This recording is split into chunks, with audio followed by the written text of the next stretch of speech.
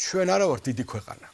არც სამწუხაროდ ტერიტორიულად, არც რიცხოვნობით და ნებისმიერ ესეთი რყევები კისიერად ეთყობა ხოლმე საზოგადოებას და ჩვენ ეკონომიკასაც და მათ შორის სტრუქტურას, მათ შორის ამ ბიზნესის სტრუქტურასაც.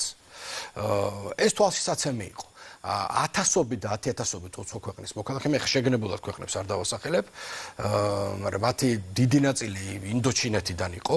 მოდი ესე შემოვხაზავ ხა უზარმაზარ რეგიონს.